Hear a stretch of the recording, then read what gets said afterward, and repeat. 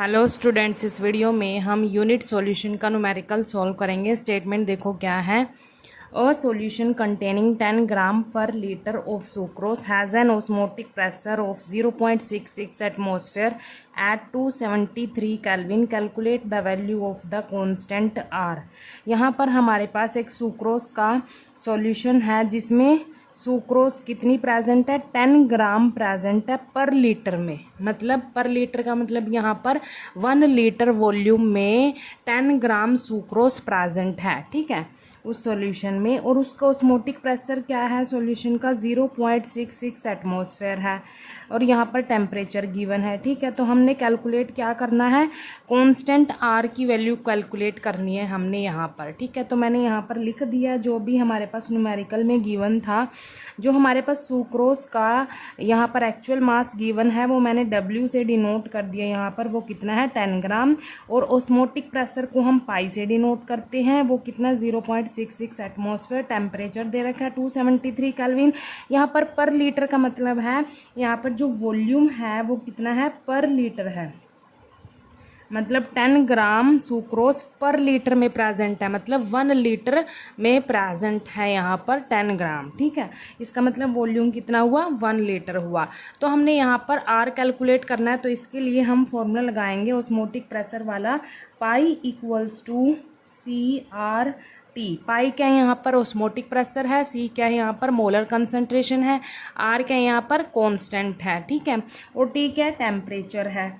अब देखो यहाँ पर जो हमारे पास सी होता है, मोलर कंसंट्रेशन होता है, वो क्या है, एक तरह से मोलैरिटी है, ठीक है। मोलैरिटी का और फॉर्मूला क्या होता है, number of moles of solute को हम एन से डिनोट करेंगे। Number of moles of solute divide में volume of solution in litre, ठीक है। ये फॉर्मूला होता है मोलैरिटी का। Number of moles of solute को मैंने एन से डिनोट कर दिया, डिवाइड में क्या होता है, volume of solution in litre, ठीक है। तो हम यहाँ पर सी की जगह ये n divide by V put कर सकते हैं इस फॉर्मूले में। तो क्या आएगा हमारे पास, फॉर्मूला मॉडिफाई होके pi equals to N divide by V. C की जगह हमने यहाँ पर ये पुट कर दिया आर टी। तो हमारे पास ये फॉर्मूला आ गया। तो इसको हम यूज़ करेंगे, ये आर को सॉल्व करने के लिए इस फॉर्मूले को यूज़ करेंगे, ठीक है। अब यहाँ पर एन क्या है, ये number of moles of solute है। सोल्यूट क्या है यहाँ पर, सुक्रोज है। अब यहाँ पर जो मोल्स हैं सोल्यूट के वो निकाल लेंगे पहले हम। देखो यहाँ पर जो मोल्स का फॉर्मूला होता है वो क्या होता है, मोल्स ऑफ सुक्रोज लिख लेते हैं यहाँ पर, मोल्स ऑफ सुक्रोज। सुक्रोज का फॉर्मूला क्या होता है, C12H22O11। तो मोल्स का फॉर्मूला क्या होता है, actual mass of sucrose divide में molar mass of sucrose. Molar mass of sucrose ये फॉर्मूला होता है मोल्स निकालने का, ठीक है। तो इसको हम n से डिनोट कर रहे हैं मोल्स को यहाँ पर, ठीक है। तो n किसके इक्वल आएगा, यहाँ पर जो एक्चुअल मास है सुक्रोज का वो मैंने W से डिनोट कर रखा है यहाँ पर, C12H22O11 डिवाइड में मोलर मास को हम M से, कैपिटल M से डिनोट कर देंगे, C12H22O11। अब देखो ये एक्चुअल मास तो हमारे पास है, न्यूमेरिकल में गिवन था, मोलर मास नहीं है। तो मोलर मास हम पहले क्या करेंगे, कैलकुलेट कर लेंगे, ठीक है। तो यहाँ पर कैलकुलेट कर लेते हैं मोलर मास, ठीक है। मोलर मास ऑफ C12H22O11 का कैलकुलेट कर लेते हैं। देखो यहाँ पर ये फॉर्मूला होता है C12H22O11। यहाँ पर कार्बन का जो एटॉमिक मास होगा वो कितना होगा, 12। और यहाँ पर कितने कार्बन है उससे मल्टीप्लाई करेंगे 12, प्लस हाइड्रोजन का 1 होता है एटॉमिक मास, मल्टीप्लाई यहाँ पर हाइड्रोजन 22 है, प्लस ऑक्सीजन का एटॉमिक मास 16, यहाँ पर ऑक्सीजन कितने हैं, 11 है। अब क्या करेंगे, इनको सॉल्व कर लेंगे। सॉल्व करने पर क्या आएगा, यहाँ पर इसको 144 प्लस 22 प्लस यहाँ पर इसको मल्टीप्लाई करेंगे तो 176, इनको ऐड करेंगे तो 342 ग्राम पर मोल आ जाएगा। ये क्या आ गया हमारे पास, एन की वैल्यू आ गई, मोलर मास आ गया यहाँ पर सुक्रोज का, ठीक है। सॉरी मोलर मास की वैल्यू आ गई, ये एम नहीं है, ठीक है। मोलर मास मतलब कैपिटल एम की वैल्यू आ गई हमारे पास मोलर मास ऑफ सुक्रोज की। अब इस मोलर मास को भी हम इस फॉर्मूले में पुट कर देंगे और जो एक्चुअल मास है वो भी पुट कर देंगे, तो हमारे पास मोल्स आ जाएंगे। एक्चुअल मास देखो क्या है, 10 ग्राम है, और मोलर मास अभी कैलकुलेट किया वो देखो कितना है, 342 ग्राम पर मोल। ग्राम से ग्राम कैंसिल हो जाएगा, यहाँ पर एन की वैल्यू कितनी आएगी, यहाँ पर 0.0292, यहाँ पर ये पर मोल है तो ऊपर जाके क्या हो जाएगा, मोल में कन्वर्ट हो जाएगा। तो हमारे पास एन की वैल्यू आ गई 0.0292, मतलब मोल्स आ गए सोल्यूट के।